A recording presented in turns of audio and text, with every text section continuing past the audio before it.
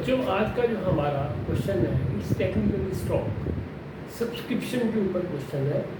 How to prepare subscription and show in the income and expenditure account and balance sheet. First question क्या है? Prepare income and expenditure account. Okay, subscription received for the year ended 31st March 2018।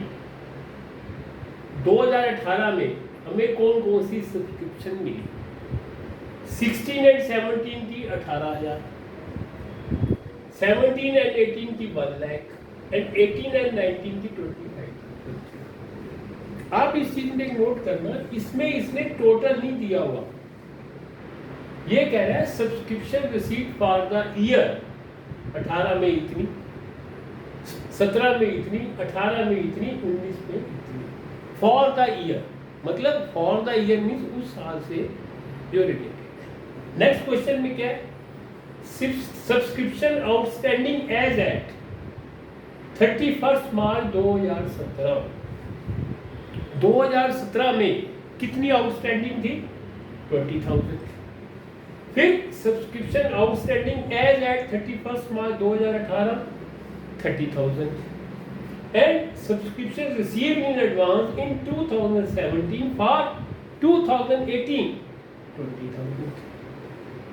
Question का screenshot ले लो। Okay, अब मैं question को solve कर, screenshot ले लेना, बहुत इंपॉर्टेंट है।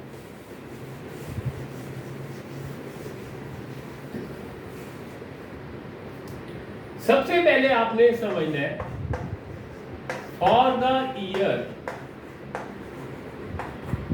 Ended 31 March 2018। फिर आपने समझना है as eight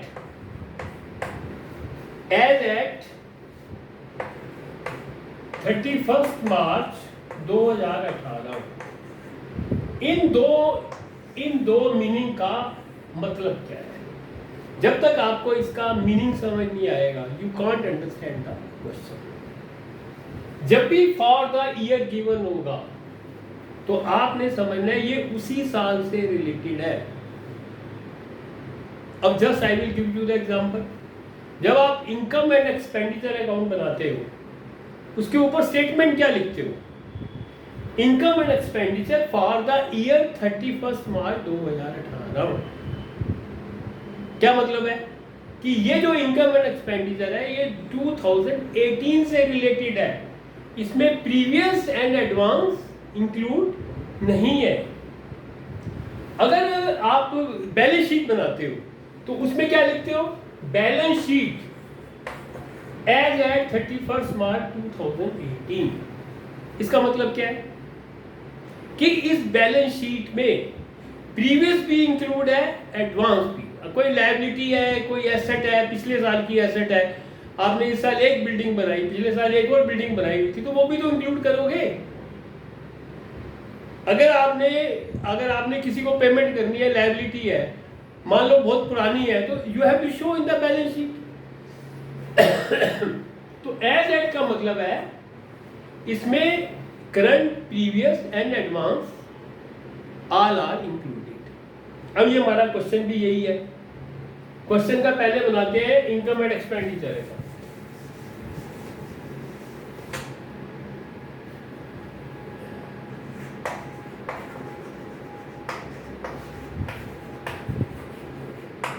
income and expenditure for the year ended 2018। ठीक है, expenditure, income, debit and credit. सबसे पहले आपको सब्सक्रिप्शन कितनी रिसीव हुई थी? करंट ईयर की कितनी रिसीव हुई थी? आप देखो क्वेश्चन में 1 lakh by subscription 1 lakh. Okay. अब उसमें एक लिखा था कि 17 की सब्सक्रिप्शन कितनी आउटस्टैंड है, कितनी आउटस्टैंड लिखी थी उसमें 20,000,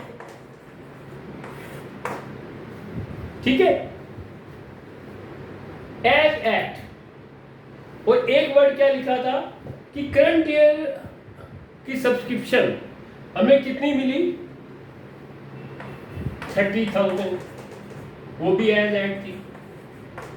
इसका क्या मतलब है कि जो करंट ईयर में सब्सक्रिप्शन आउटस्टैंडिंग थी 30,000 और प्रीवियस ईयर की हमारी आउटस्टैंडिंग थी 20,000, आउट ऑफ 20,000 आपको कितना अमाउंट मिला 18,000। तो इस 30,000 में 2,000 पिछले भी इंक्लूड है, ध्यान से समझ लो बेटे।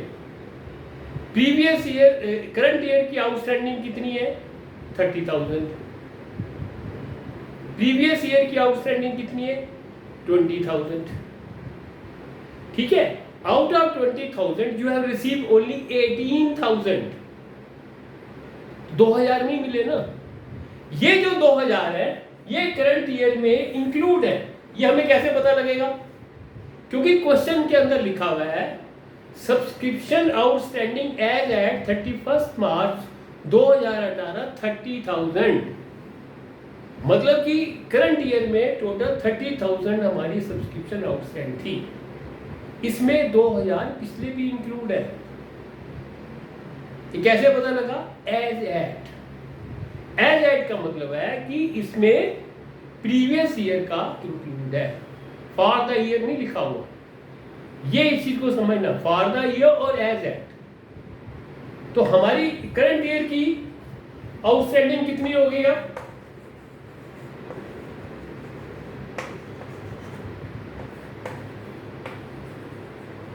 ठीक है बेटे, माइनस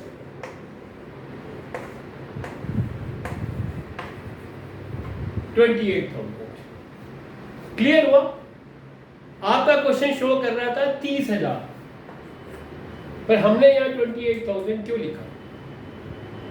स्टेटमेंट में लिखा हुआ था क्वेश्चन में कि subscription outstanding as at 2018 30,000, as at आ गया तो इट मींस ये सारा करंट ईयर का नहीं है, इसमें प्रीवियस ईयर का भी इंक्लूड है। प्रीवियस ईयर का कितने 2,000। तो हम income and expenditure current year का बना रहे हैं, करंट ईयर में बनाएंगे तो हम वी हैव टू टेक 28,000, ठीक है। नेक्स्ट ऐड क्या है, जो 2017 में 18 का अमाउंट मिला था, कितना मिला था सब्सक्रिप्शन रिसीव्ड इन एडवांस 2017 कितना कितना शो किया हुआ था 20,000, तो कितना आ गया 1,48,000। क्लियर हुआ आपको, ये पॉइंट समझने वाला है। ये मैंने बोला ना एज एट है, तो आपने समझ लेना है कि पिछला भी इंक्लूड है। अब कि पिछला कैसे पता लगेगा, करंट ईयर की आउटस्टैंडिंग कितनी है 20, इस 20 के against what amount you have received 18,000, तो it means it is still outstanding 2,000, that 2,000 is related to previous year, that's why it is not included in current year। Current year में कितना लेंगे हम 28। क्लियर। नेक्स्ट हम अब balance sheet बनाते हैं current year.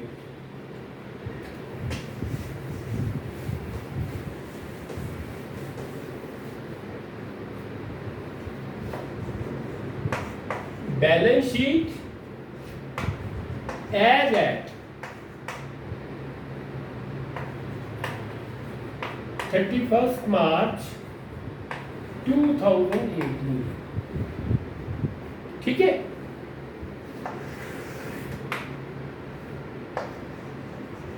Liability and asset. अब देखो इसमें बैलेंस शीट में क्या वर्ड स्टेटमेंट है, एज एट।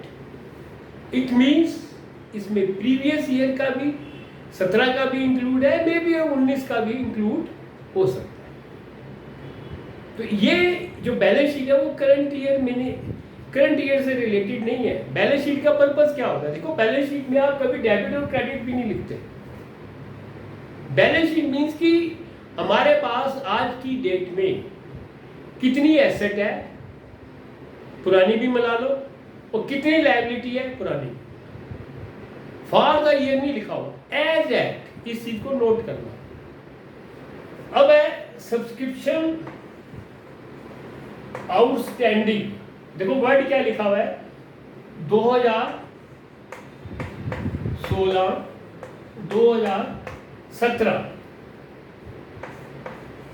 30,000 थी, में 28,000 हमने माइनस कर दिए, तो कितने रह गए, 2,000।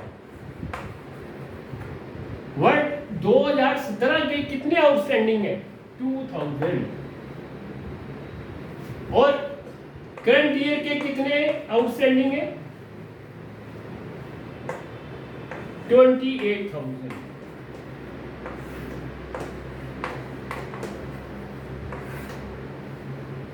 ठीक है, इसको बाइफरकेट कर लिया और हमने बैलेंस शीट में बाइफरकेट करके शो करना है। नेक्स्ट है subscription received in advance for 2019। कितनी मिली है हमें, 25 है।